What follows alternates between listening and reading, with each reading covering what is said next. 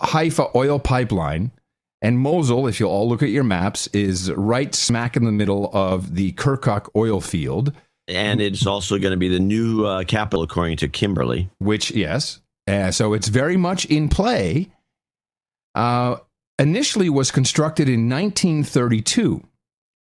I think it was commissioned in 1932, and it was in full swing in 1935. Haifa, for those of you who don't know, is in Israel. And for more Which than... is also the high-tech center in Israel. And for more than a decade, oil was being pumped from Mosul, now known as the capital of Kurdistan, to Israel. No, that wouldn't be Kurdistan. It's going to be the capital of the ISIS territory. Correct. I'm sorry. I stand corrected. But it is Kurdish oil. They claim to own this now. Yeah, this is, yes, of late. They've got quite the website, by the way. The Kurdistan Regional Government. They got a news agency. They got all kinds of things. It's one of the big PR companies behind it. They even were bitching about Bloomberg's reporting of cheap oil they were selling to Israel. They're pretty incredible. Anyway, so this was a pipeline that was encased in cement and ran underground. And it was the lifeline for Israel.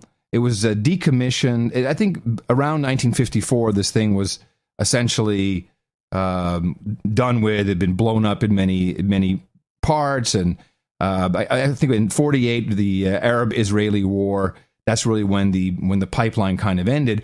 And looking back in my research, Bibi Netanyahu apparently made some big blunder around 2003 when George W. Bush and cronies said, hey, let's go liberate Iraq. And he said, oil will flow once again from Mosul to Haifa. And apparently that was a big no-no, because that was exactly the plan. And now in hindsight, if you look at this pipeline, you'll see that many of the bases, the U.S. bases, were along this route.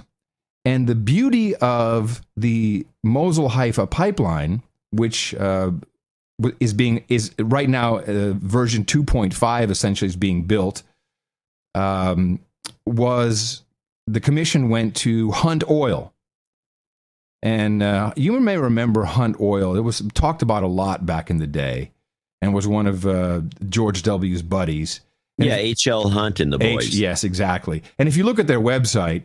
they're the same people behind Hunt's Foods. Oh, really? Yeah. Huh.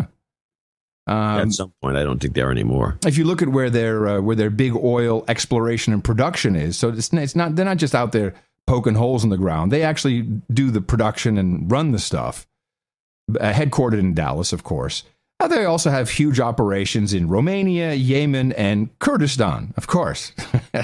So these guys are still kind of in on that game. And the way the pipeline ran and the way it's supposed to run again is through Jordan.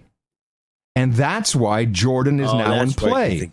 Jordan's in play. Right. That would make sense. Right. So that makes more sense than the memes. Exactly. So I pick up this this little piece from a much longer piece, about a minute and a half, of Brzezinski. He's on the Morning Joe show with his daughter.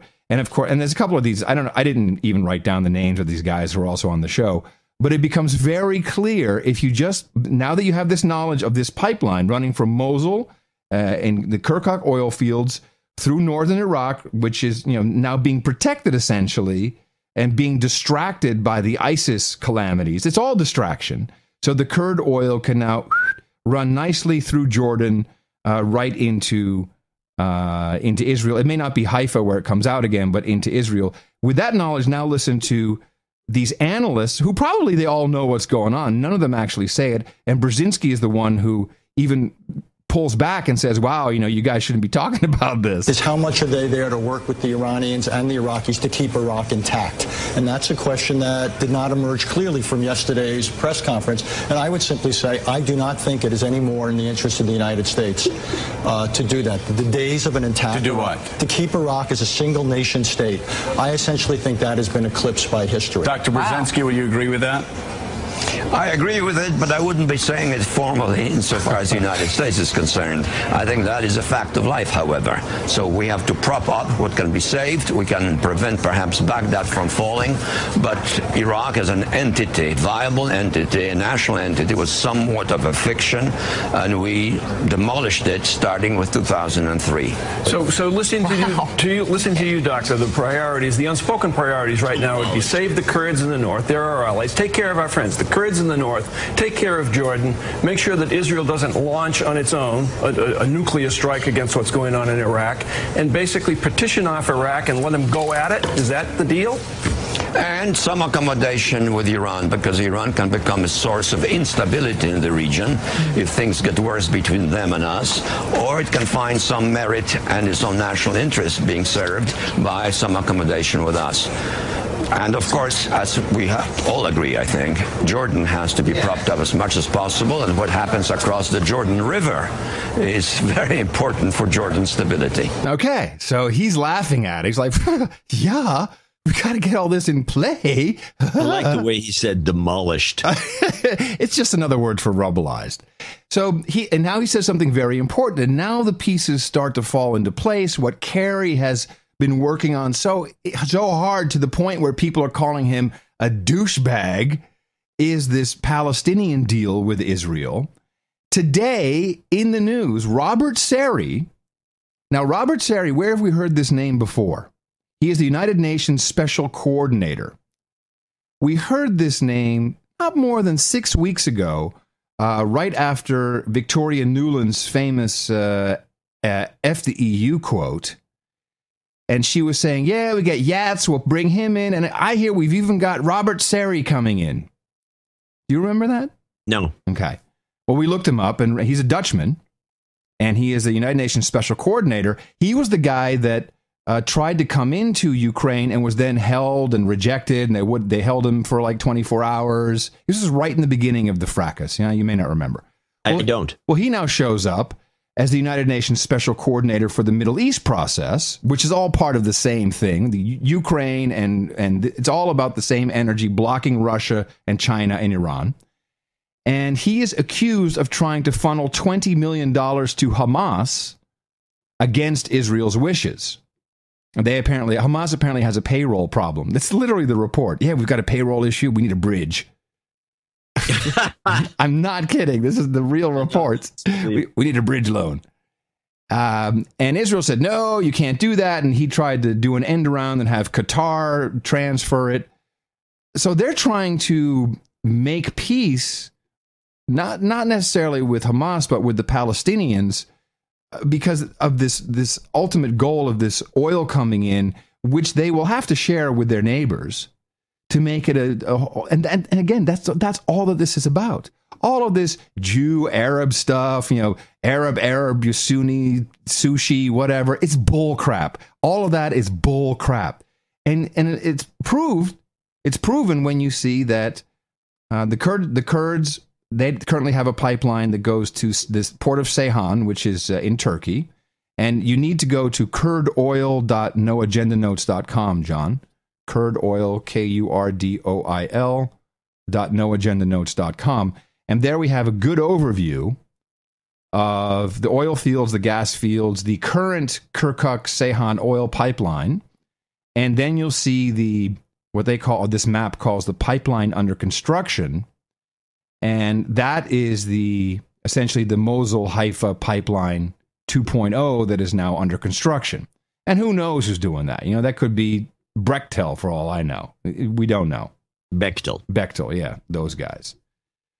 So this is what this entire thing is about. It's what 2003 was about. But now we just have a different way of going about it. And that is, we've created this ISIS group. And make no mistake, we have created this ISIS group. And they are the big distraction. And while this happens, you can see right there what Kurdistan is doing. And I encourage everybody to go to the website. It's very interesting to read what they have. Let me see. What is the actual website they have here? Because they're krg.org. There you go. That is the Kurdistan regional government website. They got it in English, and they got it it's like they got some JavaScript going on. It looks pretty legit. These guys know what they're doing, and they got all their statements that they're pissed off. Crazy to think that Bloomberg would actually report that we sold a whole tanker full of oil at half price to Israel. Please, that is an insult. Now, I'm sure the Israelis did some kind of deal, but here's the end game for this piece of the chess game, at least. The Iraqi oil gets pumped to Israel. Israel, who are now building the pipeline is on to Italy, and there's another pipeline to Greece through Cyprus. They are building the infrastructure into Europe, circumventing Turkey. This is why Turkey is so pissed off and are all this, and of course we've been trying to cause havoc there. I think that's where Fethullah Gulen, the reason why he is in Pennsylvania. This is the so-called cleric in Pennsylvania with all the charter schools, and like 1,200 people have been fired from Turkey, the Turkish government, because they were all Gulen shills trying to upset the apple cart from the inside. And I believe Erdogan figured it out, and he's thwarted this. But it was essentially a regime change or rubblization plan from the Western partners. And the whole idea is stop anything coming from Russia. We've successfully done that in Ukraine. Belarus, be on the lookout. And now there's this fight between Russia trying to connect a pipeline through the South Stream, which goes underneath, which goes through the former Yugoslavian Republic, and they're trying to get into Europe that way. And Europe now saying, "Oh, no, we'll do a deal. We'll take your gas directly, and if Ukraine wants anything, we'll reverse the taps and we'll sell it back to them." This whole thing is about stopping those guys. Everybody, every single person. Maybe we'll do a little deal with Iran. Maybe that might be fun to play with them. But Israel, that's why they've been so incredibly quiet, is just waiting to get their oil so they can sell it into Europe and other Western partners. That's all that this is about. That's what 2003